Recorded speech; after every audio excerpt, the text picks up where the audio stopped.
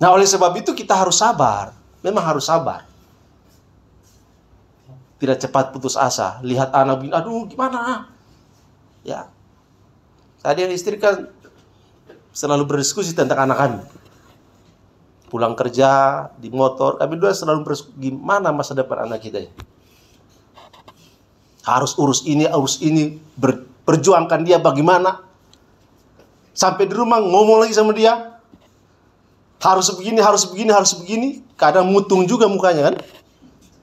Ya kan? Namanya anak laki-laki kan, nggak terlalu suka dengar cerewet.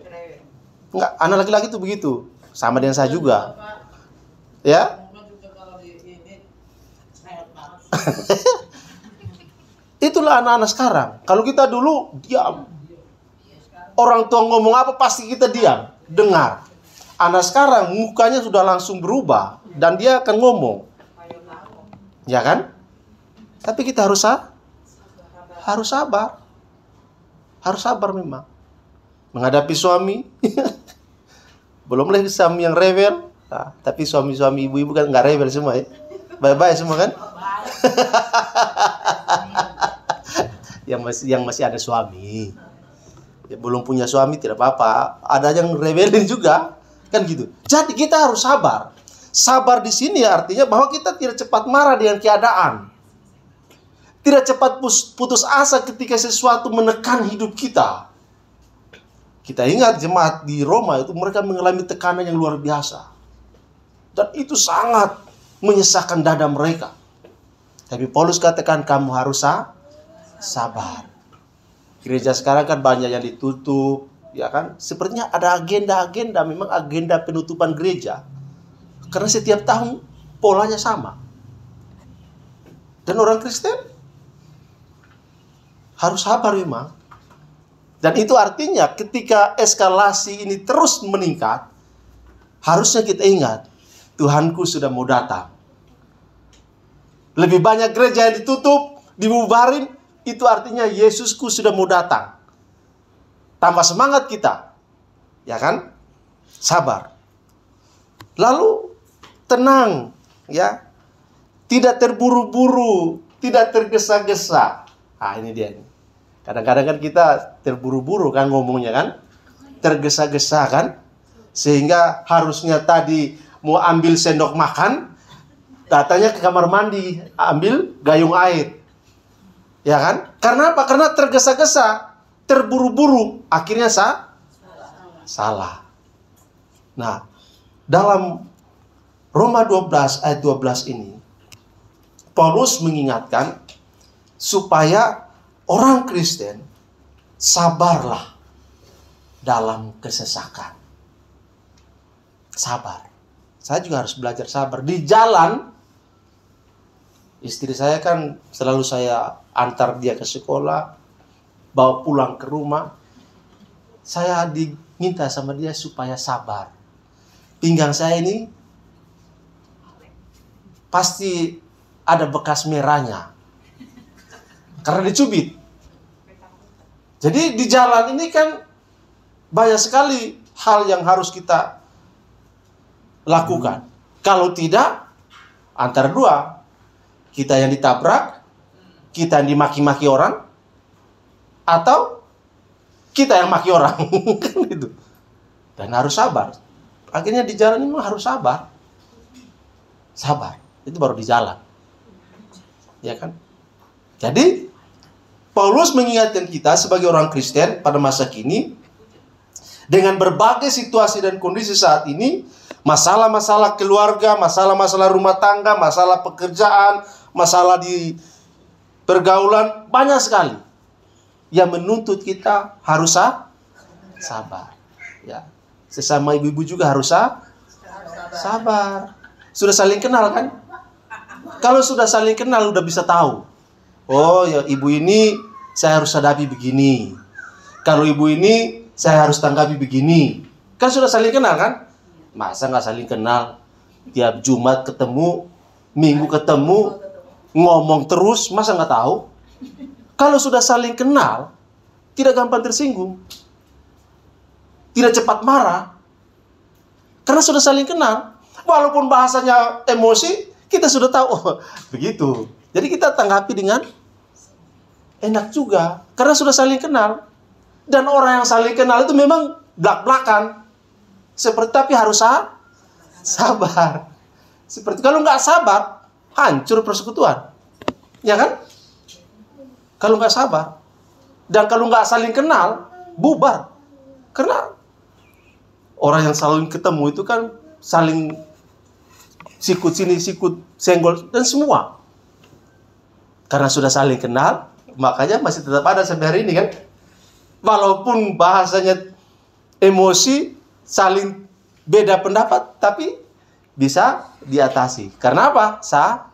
Sabar. Walaupun hati rasa panas, tapi kepala rasa es, tetap dingin kan gitu.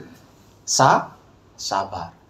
Supaya apa? Supaya kita tetap ada bersama-sama, karena kita punya musuh yang sama. Yang kita hadapi, kita punya musuh yang sama. Nah, oleh karena itu, Paulus katakan, sabarlah dalam kesesakan. Yang terakhir, yang ketiga, bersukacitalah dalam pengharapan. Bersukacitalah dalam pengharapan. Setelah tekun dalam doa, sabar dalam kesesakan, maka sekarang ada sukacita dalam pengharapan. Biasanya orang sukacita apa? Biasanya orang bersukacita itu kalau dia sudah menerima, dia sudah dapat sesuatu, dia senang sekali, oh saya sudah dapat ini. Tapi dibilang sini bersukacita dalam pengharapan, artinya ada sesuatu yang belum diterima.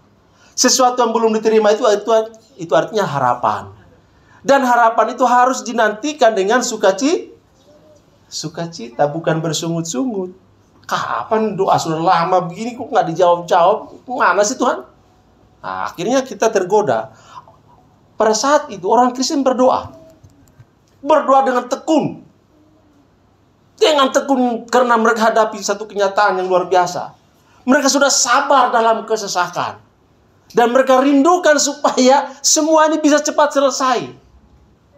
Tapi tidak. Makanya Paulus katakan, tetap bersukacita dalam pengharapan bahwa nanti Yesus datang yang kedua kali, barulah semua persoalan itu selesai. Ya kan?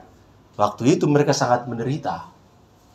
Hak-hak mereka betul-betul diambil pada waktu itu. Dan mereka mengharapkan satu keadaan yang lebih baik. Tapi sampai hari ini nggak bisa. Sampai dengan saat ini tidak bisa. Makanya bersukacitalah dalam pengharapan. Pengharapan untuk apa?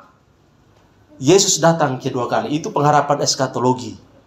Yesus datang yang kedua kali. Itu harapannya. Karena hanya Yesus datang kedua kali, barulah semua hal berakhir. Dan hadirlah damai sejahtera. Makanya kita tetap bersukacita. Mungkin doamu belum dijawab, tetaplah bersukacita dalam pengharapan. Doamu pasti dijawab. Gitu kan?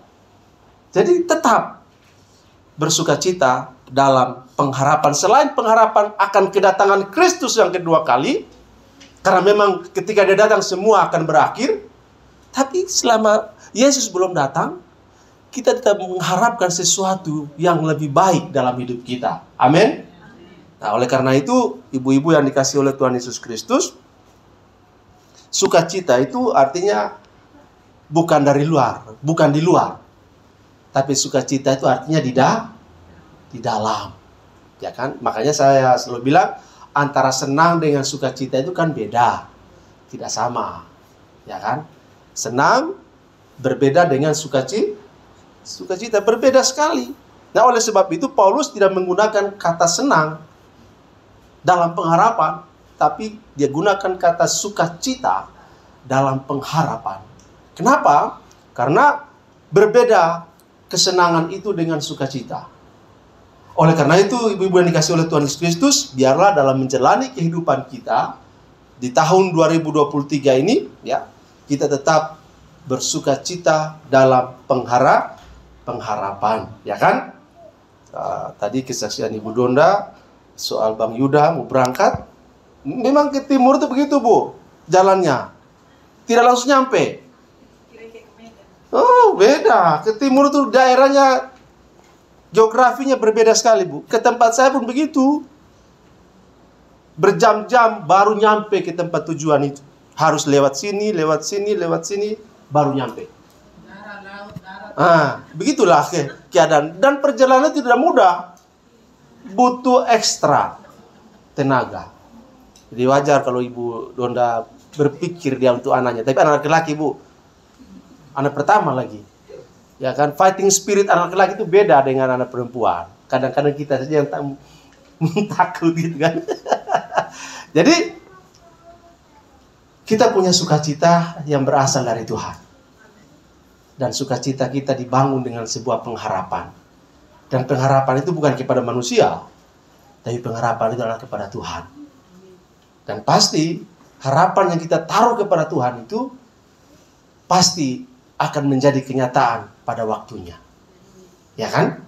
Nah, apa yang ibu-ibu sedang harapkan dalam hidup? Sudah bertahun-tahun diharapkan, tapi belum juga datang. Tetaplah sukacita. Ya kan? Dan pasti harapannya ditaruh kepada Tuhan. Dalam doa, dalam kesabaran. Pasti akan indah pada waktunya. Amin? Ya. Oleh karena itu, tetaplah berharap. Sekalipun kata Ibu Rita, Abraham tidak ada alasan untuk berharap, berharap juga dia kan. Sudah nggak ada berharap, tapi tetap juga berharap. Itu luar biasa itu. Paulus menulis itu dalam surat Roma, ya kan. Sekalipun tidak ada alasan untuk berharap kata firman Tuhan, tapi Abraham tetap berharap juga. Amin. Biarlah kita juga dalam pengharapan itu selalu ada sukacita.